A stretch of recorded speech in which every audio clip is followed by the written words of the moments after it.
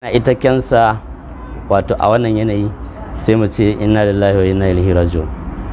Abun ya zama kamar gobara ake cewa. Da abun bai tasiri kamar yadda yake a yanzu ba. Abin da ke jawo ko yawaitar wannan abubuwa rashin ɗaukar mataki ko kuma ko in kula da rashin faɗakar da al'umma sanin su san haɗarin wannan ciwo da kuma irin yadda yake ruguza rayuwa ta al'umma. Na farko akwai abubuwa da yawa amma za mu iya ɗaukar abin da yanzu yake faruwa really in ka duba irin yadda musamman mata suka raja a kan halitta na mamansu ya ɗaga. Za ka ga suna amfani da wasu magunguna wanda suke da sinadarai marasa kyau ko kuma sinadarai da suke haifar da irin wannan ciwuka, kuma ba su damu ba saboda kawai ki mama ki birge wani, ba ki kula da rayuwarki ba. Bayan haramcin abin kuma ga kuma abin da za ki jawo kanki a rayuwanki ki samu tawaya ko kuma ma rayuwar ma a yi ta ko ta zo ƙarshe ma kuma bayan an sha wahala kuma a rasa rayuwar. Wadda shi wannan kensa da kake gani ga wasu magunguna da ake shafawa a mama bayan wanda ake amfani da su wajen sha, sannan kuma ga wasu abin ma da ya ta'azzara yanzu har wata allura ake dan bilit wai mace ce fari ta zama fara ta zama kyakkyawa, baya da irin yadda Allah ya suranta ta ya yi halitta ta ya inganta rayuwarta a haka bata maimakon ta gode wa Allah ta bi umarnin manzo Allah sallallahu alaihi wasallam sai take ga a'a bari ta yi abin da ranta yake so, su shafe-shafe su kuma sha wasu magunguna su kuma yi wasu allurori. To wannan yana da action gaskiya sosai ya ainihin haɓaka wannan matsala da take ci take cinyewa ko kuma take ci kamar gobara a halin da muke ciki a yau. Ya kamata lallai malamai da likitoci su rika faɗakarwa sosai ko in suna yi su ƙara dage dantse akan jawo hankali da nuna haɗarin wannan abubuwa da nuna haɗarin wannan hali da muke a ciki. Sannan kuma akwai daga ciki wasu kamar planning yakan wa wasu bance gaba da yakan wa wasu reaction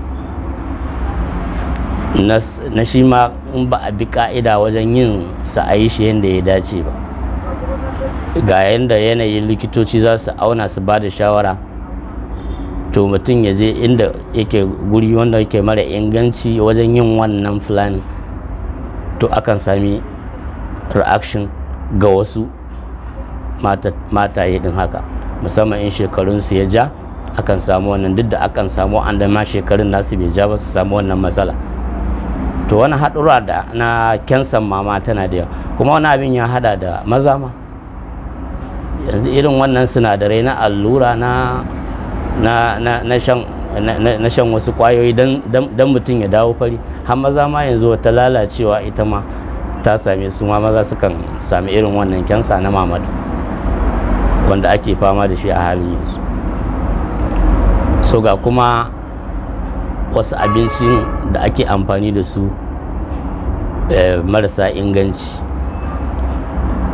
to duka akan samu wannan matsala ta ta'azzara fiye da kima a halin da muke ciki a yau, wanda ina ba mu shawara mu kula da wannan mas'ala, mu kula da rayuwa da kuma amana da Allah ya ba mu ta kawo kanmu. Allah Ubangiji subhanahu ta'ala yake gaya mana a cikin alkur'ani, wala talqu bi aydikum ila tahaluka.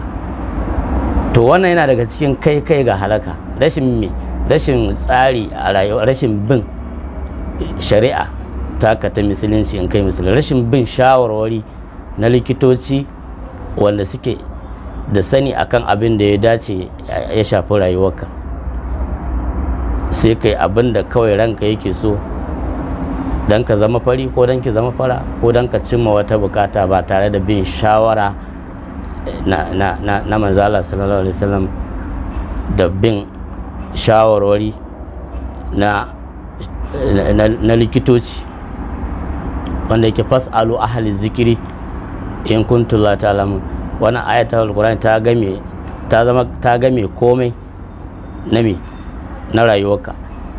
shi yasa ma me ko da likitan ba musulmi bane ba, to ai ilimin na Allah ne sanar da shi ka nemi shawarar likita akan abin da ya shafi rayuwa, abin da ya shafi lafiyarka, abin da ya shafi rayuwarka.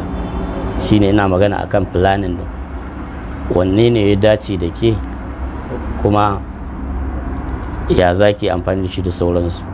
sannan wannan abin da zan yi amfani da shi ka duba a shari'a ya halatta kai amfani da shi ko kuma ya saba ma shari'a ta musulunci. akwai ɗaya daga cikin magungunan wanda muke kiransa da tarkif, wato wani haɗi ne na musamman akan tarkif kamil, wani cikakken haɗi ne da muke kiransa tarkif kamil, muka kira shi anti-cancer. shi yana taimakawa sosai, kuma ma wanda bai kamu da wannan ciwo ba yakan yi amfani da shi ta bangaren irin abin da ya shafi rauni na kwayoyin halitta na haihuwa ga mace ko namiji. sannan kuma yakan magance wannan kansa na mama da sauran wasu virus haka masu karfi insha Allah.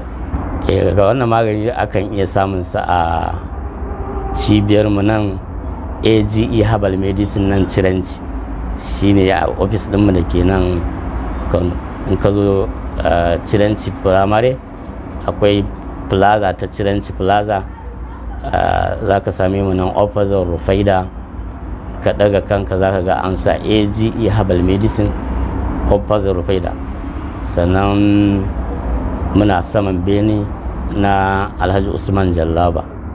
nambobin wayar mu su ne kamar haka: 080 30 55 0754. wannan ana iya kiran ma ita, kuma ana iya samun ma a WhatsApp 080 30 55 0754.